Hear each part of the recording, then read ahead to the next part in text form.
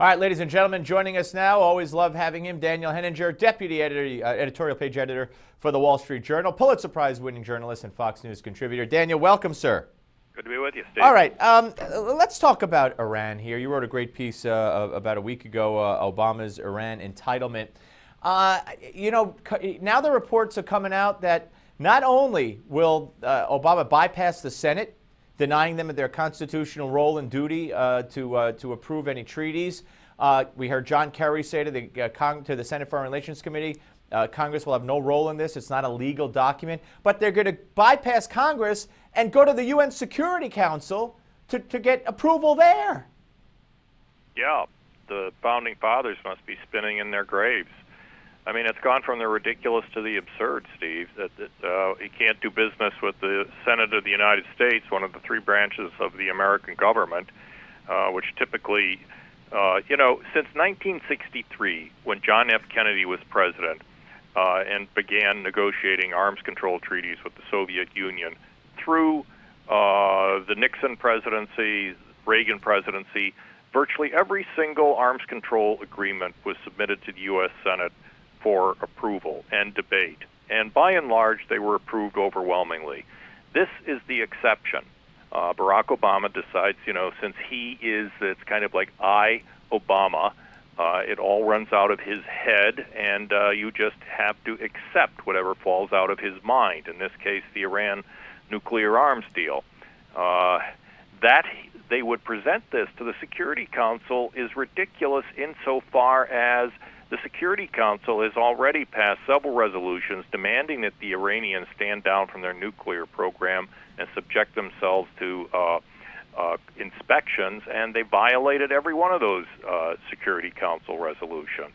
It's quite feckless, and Steve, it begins to look, given the gains the Iranians are making on the ground in Iraq, as though the president is holding the door open for Iran in the Middle East. It's absolutely true. At the same time, he's working to have Netanyahu lose, and that looks like it might happen. Let's talk about this letter, which I just have to believe Hillary Clinton's little opening statement at her press conference the other day was just typical Hillary being Hillary, feigning outrage, along with the rest of the left and the media, considering Nancy Pelosi went to Syria in 2007 against the wishes of George W. Bush.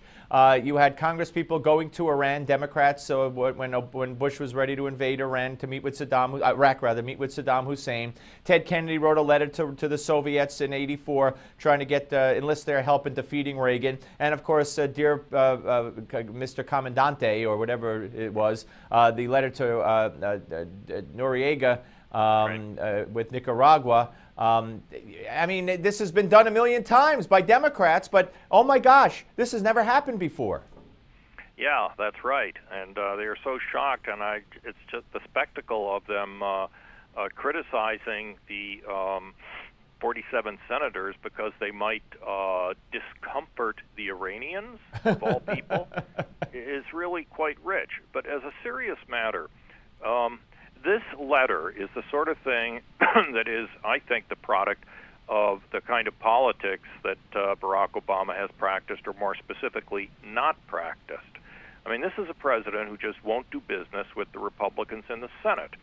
And under our system, you are supposed to negotiate politics with the other branch of government. And by refusing to do that, whether it's healthcare or immigration, and now the Iranian nuclear deal, he's created a political vacuum in Washington. And the system just can't stand a vacuum, and it has to find a way out. And I think what Senator Cotton and the other senators did was decide, well, if he is not going to listen to us, we're going to write directly to Iran. And so here we are with this kind of fiasco.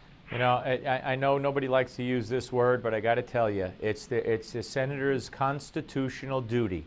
If they feel that the president is breaking the law, and I haven't heard anybody say necessarily that he's breaking the law with going to the UN and not going to the Senate, although they might have.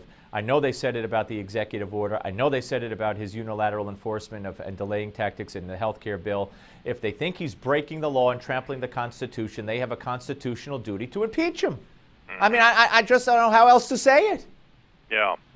Well, I think, let's talk about one specific Well, thing. we got 30 seconds, so go ahead. There is a bill in the Senate that would refuse to, roll back the congressional sanctions on Iran. Right. They've got 64 people signed up, including Democrats. They need 67 to make it veto-proof. And if Barack Obama won't do business with them, I think he's possibly going to not get those congressional sanctions rolled back. That would really throw a spanner into his deal with the Iranians. Very interesting. Daniel, great to talk to you, sir. Have a wonderful weekend. All right, you too, Steve. Take care. Daniel Henninger, ladies and gentlemen. Up next, we're going to speak to Jesse Lee Peterson about Ferguson and the scene in McDonald's in Brooklyn.